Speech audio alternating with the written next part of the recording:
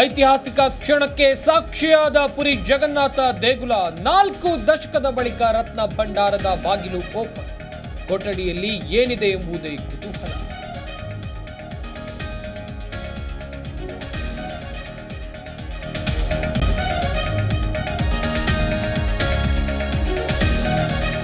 ವಾಲ್ಮೀಕಿ ಮೂಡ ಆಯಿತು. ಇದೀಗ ಮತ್ತೊಂದು ಅಕ್ರಮ. ವಕ್ಫ್ ಬೋರ್ಡ್ ಖಾತೆಯಿಂದ 4 ಕೋಟಿ ವರ್ಗಾವಣೆ.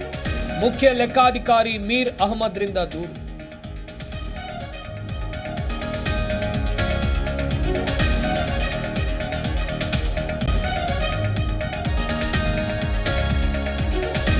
ತಮಿಳುನಾಡಿಗೆ ಕಾವೇರಿ ನೀರು ಹಂಚಿಕೆ ವಿವಾದ. ಕೆಲವೇ ಕ್ಷಣಗಳಲ್ಲಿ ಸಿಎಂ ನೇತೃತ್ವದಲ್ಲಿ ಸರ್ವಪಕ್ಷ ಸಭೆ. ಮುಂದಿನ ಕಾನೂನು ಹೋರಾಟದ ಬಗ್ಗೆ ಚರ್ಚೆ.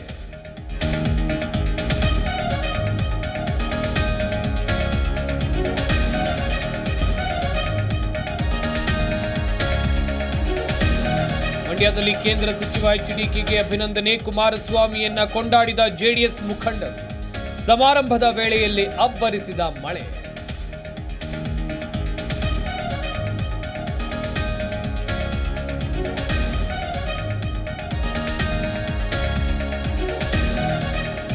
ಮಲೆನಾಡಿನಲ್ಲಿ ಮಳೆ ಅಬ್ಬರಕ್ಕೆ ತಪ್ಪದ ಅವಾಂತರ. ಆಗುಂಬೆ ಘಾಟಿನಲ್ಲಿ ಗುಡ್ಡ ಕುಸಿತ. ಸಂಚಾರಕ್ಕೆ ಅಡ್ಡಿ. ಇಂದು ನಾಳೆ ಕರಾವಳಿ ಜಿಲ್ಲೆಗೆ ರೆಡ್ ಅಲರ್ಟ್.